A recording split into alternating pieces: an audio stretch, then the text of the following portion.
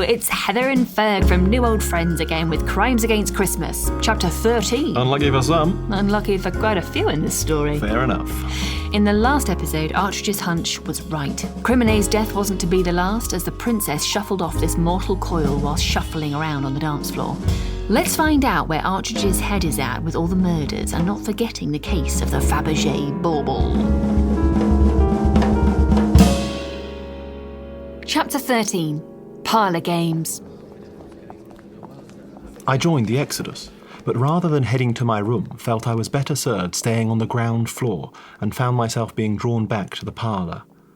I took a brief look at the few Christmas cards on the sideboard. They were all professionally impersonal, from the family lawyers and accountants, etc. The ornate carriage clock set amongst them read just after 2, but inside the room it felt much later. The heavy curtains had been drawn across the window, blocking the light, but, blessedly, also the view of Criminet's mangled body. The dimly lit room would do well as a headquarters for my investigation. It had space enough to conduct interviews if it came to that, easy access to the kitchen for supplies, and a good selection of drinks. And crucially, it could be locked from the inside. Someone had lit a fire, and, helping myself to a drink from the assorted decanters with a squirt of water from the siphon, I settled down into one of the trio of high-backed leather armchairs which formed an expectant audience around the dancing flames. There was a small puff of air as the seat took my weight, releasing the pleasant aroma of leather and the smoke of past fires. In other circumstances, I could well imagine paying handsomely for this experience, nestled into a cosy parlour on a comfortable chair, watching a well-built fire slowly burn away with a scotch and soda in hand. In this alternate existence, I fancy I might even be enjoying a book, one of those cosy crime affairs. You know the sort, a bundle of eccentrics all corralled together, but one of them hides a secret they are willing to kill for. It was a pleasant enough thought, but one I couldn't dwell upon for long, as I was far from living the fantasy, trapped as I was in the real-life nightmare. Whenever I find myself idly leafing through one of those stories, I'm on high alert for clues and red herrings, and the detective figure is always cool and collected as they discover layer after layer of deceit and danger. But finding myself cast in the role for real, I was struck by how hard it is to keep one's thoughts marshalled and orderly when there is the high possibility someone is making a sport of killing you. It could be argued that the whiskey was hardly helping me keep my thoughts collected, but it was a small price to pay because it was certainly doing its bit to maintain my cool. I refilled my tumbler, the pattern of the cut glass mirroring the jumping flames as I poured in the deep amber nectar, then took out my notebook and set down as much of the case as I could remember in roughly chronological order. A German man had convinced de Planus he could throw a party lavish enough to impress the Lord's flighty wife, Lady de Planus. That same German, I assume, had invited me to Richtenstein to prevent the theft of the Fabergé bauble. He promised the suspected jewel thief would be among the other guests.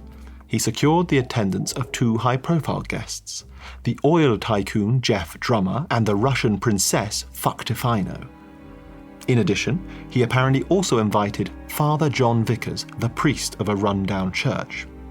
Don Criminet and Terry Dove, plus Michelle Malawan, were not invited by the German, but by Lord de Planus himself.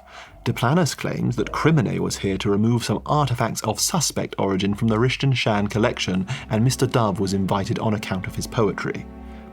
Already in situ on the Isle of Richtenstein were Lord de Planus, an oddball who is a cowering, shuffling coldfish one moment, and a charismatic performer the next, capable of imperious rage towards his staff. Lady de Planus, she has a reputation in the local area for promiscuity, and on the little evidence I've observed, it's well deserved. Old Duke Richtenstein, an ornery and callous misanthrope, increasingly frail, who is yet to display a shred of compassion for the dead. Betty the cook, one of the dead. I know very little else about her. Butler the butler, a smug little twerp with eyes that delight in showing they know something you don't. Liberal with the bottle, though. Missy the maid, a pleasant little bird-like creature with attractive freckles on her face but not much between the ears. It's impossible to leave the island until the boat returned on Boxing Day, and there's no way to raise the outside world. Criminet claimed he and de Planus have an old friend in common and hinted he'd done some work for Father Vickers.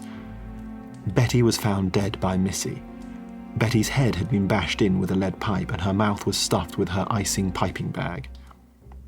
Drummer was not present directly after the discovery of Betty and was accused of her murder.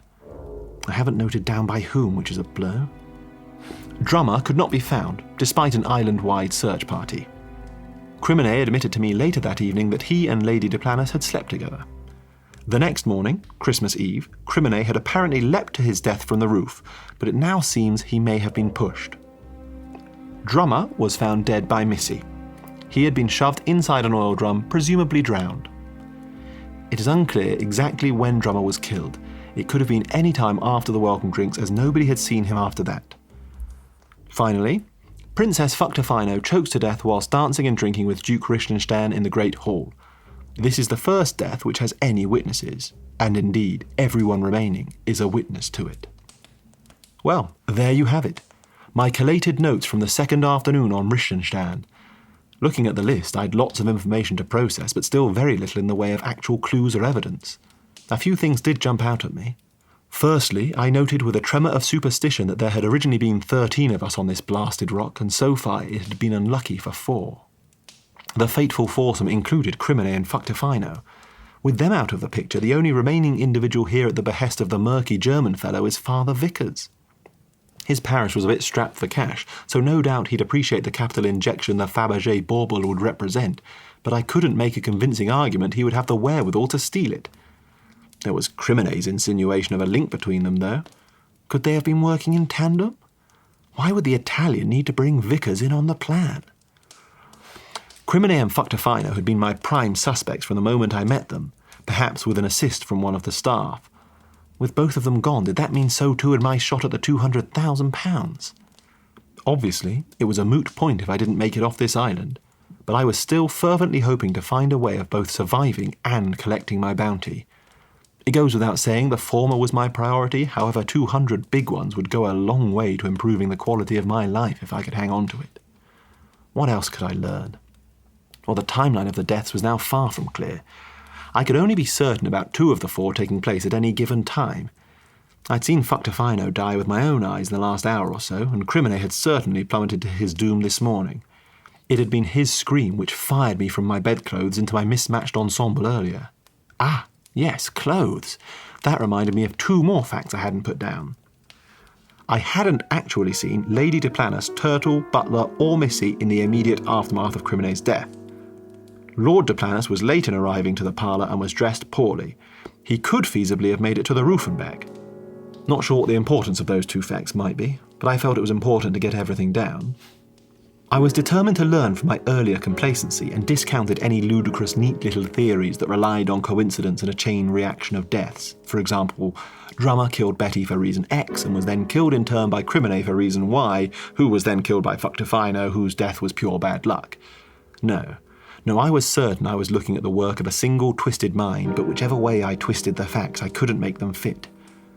The 4 victims were, with the exclusion of myself, probably the fittest and strongest members of the little cohort staying on Richtenstein for the Christmas weekend.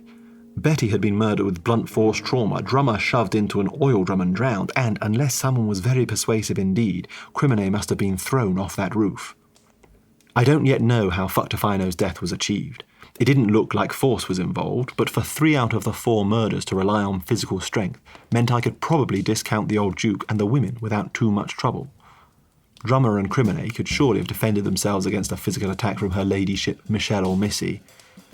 But then I'd also back the foreigners in a confrontation with Turtle, Butler and Duplantis. I'd put my money on Betty too against that lot, to be fair. Maybe no deaths in this one, but a timely recap just over the halfway point.